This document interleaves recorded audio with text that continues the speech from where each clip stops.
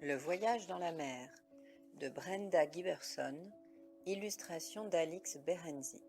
Tap, tap, scratch.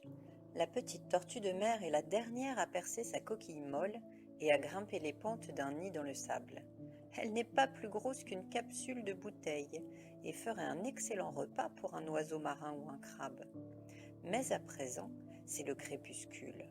Les crabes se reposent au fond de leur terrier. Dans la vase, la plage est calme et déserte. La tortue flaire le sable et regarde le clair de lune qui étincelle sur l'océan. Elle se repose, puis comme un jouet qu'on vient de remonter, traverse rapidement la plage en se propulsant à l'aide de ses nageoires. Clac, clic, clac, clic, clac.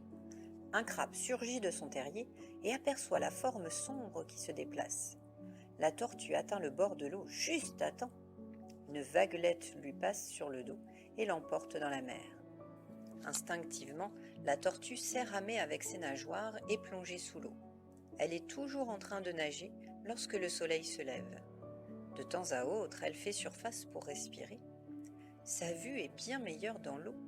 Elle aperçoit une méduse, une étoile de mer et un barracuda à la grande gueule hérissée de dents. Celui-ci ne la voit pas, car le ventre blanc de la tortue se fond dans le blanc miroitant de la surface. Plop! Elle émerge pour respirer au milieu d'une prairie de sargasses, grandes algues flottantes qui forment des radeaux. Un petit crabe et un insecte se font transporter. Et sous les algues, un sargassier se camoufle. La petite tortue se laisse flotter parmi les algues pendant plusieurs mois, mangeant des plantes et des animaux minuscules qui forment le plancton. À mesure que la tortue grandit, sa carapace grandit avec elle et devient de plus en plus dure.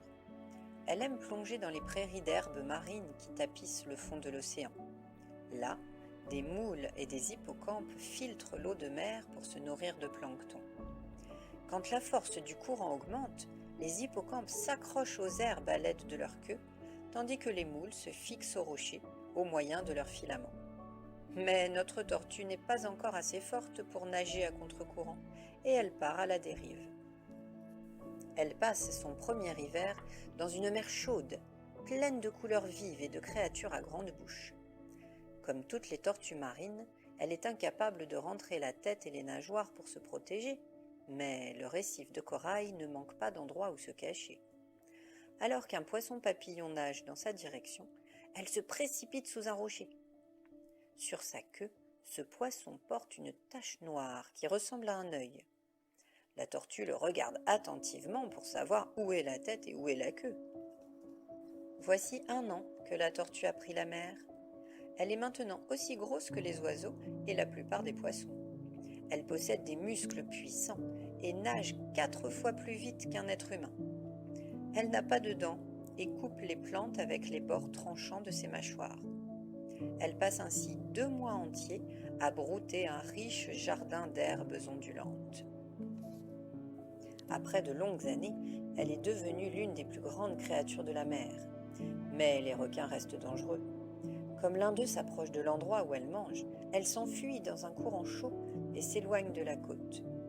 Elle s'aventure dans des eaux très profondes où la lumière du soleil ne pénètre pas et où ne pousse aucune algue. Il n'y a pas grand-chose à manger au large, mais elle poursuit son long voyage, puisant ses forces dans ses réserves de graisse. Même les grosses tortues finissent par se fatiguer. De loin en loin, elle s'arrête de nager pour se réchauffer au soleil à la surface de l'océan. La lumière empêche les bernacles et les algues de pousser sur sa carapace. À l'aide de la ventouse de sa tête, un rémora se fixe au ventre de la tortue pour se faire transporter, tandis qu'un fou, fatigué, se pose sur elle pour prendre un peu de repos. La tortue entend chanter des baleines à bosse. Elle plonge et l'oiseau s'envole. Elle aperçoit une baleine qui nage en cercle et souffle de grosses bulles, créant une sorte de filet qui emprisonne une multitude de petits poissons. D'un puissant coup de queue, la baleine remonte au milieu du piège, avalant les poissons par centaines en une seule et gigantesque bouchée. La tortue s'éloigne rapidement, mais le rémora la quitte pour se fixer à la baleine. Avec ses 150 kilos, La tortue est maintenant un adulte, dans la force de l'âge, et bientôt, des œufs se forment dans son corps. Elle croise un courant familier et le suit à travers l'océan. La tortue nage sous l'eau pendant près de 2 heures. Mais avant de remonter pour respirer, elle passe sous un bateau de pêche. La voici prise au piège. À chaque effort qu'elle fait pour se dégager, ses nageoires manquent se prendre dans les mailles du filet. Elle se cogne dans un grillage métallique. Ping! Les crevettes et les petits poissons passent à travers le grillage, mais la tortue est bien trop grosse. Elle avance encore et, poussant la trappe du fond, parvient à s'échapper. Il était temps. Vite, elle refait surface, aspirant de grandes goulées d'air.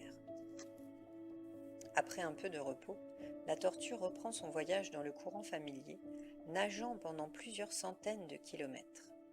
Enfin, elle franchit le sommet d'une montagne sous-marine et remonte le long des parois escarpées d'une autre montagne dont elle aperçoit le sommet en sortant la tête de l'eau. C'est une île ronde, entourée d'une plage de sable chaud. Dans l'eau nagent beaucoup d'autres tortues semblables à elle, mâles et femelles. Un mâle vient à sa rencontre et pose le nez sur sa tête. Il nage avec elle, se frotte à elle et lui mordit gentiment les nageoires. Puis il s'accouple et le mâle féconde ses œufs. Tandis qu'il regagne les profondeurs de l'océan, la femelle se dirige vers l'île. Après plus de 20 ans passés en mer, elle revient à terre. Jusqu'à la nuit, elle attend la marée haute pour sortir de l'eau. Péniblement, elle hisse son corps énorme sur la plage. Ici, elle ne voit pas clair. Comme sous l'eau, des larmes coulent le long de ses joues afin d'éliminer l'excès de sel absorbé par son corps. Elle enfouit son nez dans le sable, comme si elle se savait revenue sur son île natale. Lentement, elle se traîne sur la plage. Arrivée près d'un buisson, elle s'arrête pour se reposer, puis se met à creuser un trou dans le sable à l'aide de ses nageoires. Elle creuse, gratte, souffle. Quel travail que de creuser un trou pour elle et une chambre profonde pour ses œufs. Elle peine ainsi pendant 3 heures, pondant ensuite une centaine d'œufs qu'elle recouvre de sable. La tortue retraverse la plage. Les vagues nettoient sa carapace et la soulèvent. Elle se sent légère et sa vue redevient nette. Elle s'éloigne, abandonnant la plage derrière elle. Si rien n'arrive aux œufs, ces petits naîtront dans 2 mois. Un ou deux parviendront peut-être à échapper aux crabes et aux oiseaux, aux poissons et aux filets de pêche. Et comme leur mère, reviendront pondre sur la même plage avant de rejoindre la mer et de s'en aller.